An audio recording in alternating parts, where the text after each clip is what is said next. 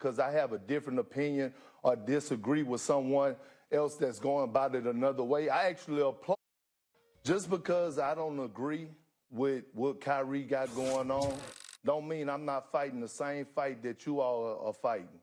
I am fighting for African Americans. I've been have, and that don't make you a sellout. That don't make me a sellout because I have a different opinion or disagree with someone else that's going about it another way. I actually applaud anybody that's fighting the fight right now in America. So that's the first thing first.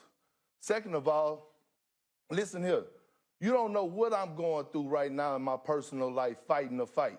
I live in $1 million community. I'm fighting the fight every day in my own community.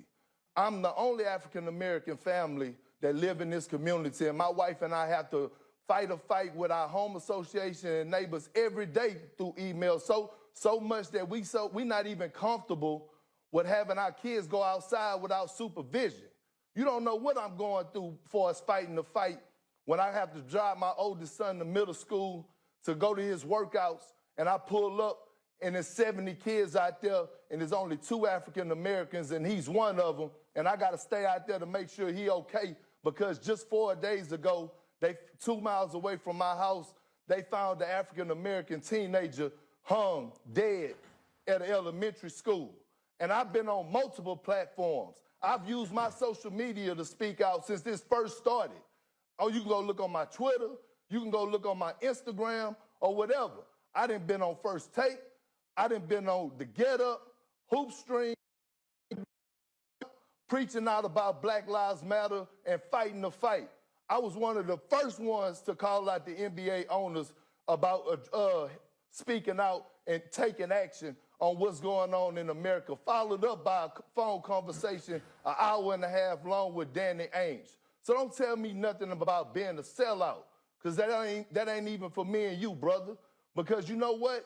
Let me remind you something. The same sellout that's sitting right here, I remember this day like it was yesterday. May 8, 2011, Mother's Day.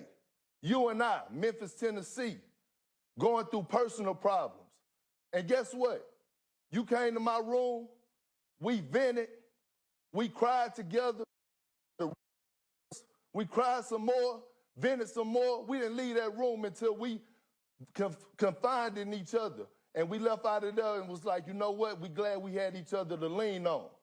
And so, KD, for you to call your brother a sellout, man, hey, come on, dog. You know my love is for you. You know what my love is and my heart is for you. By the way, my wife, Vanity Perkins, your sister, who you used to call, and she used to make them play the oxtails with that good macaroni and cheese and cornbread, she still and used to walk through the door, little Kendrick Stone, who they used to say, hey, what's up, Uncle KD, and you used to play fight with them, they still got love for you today.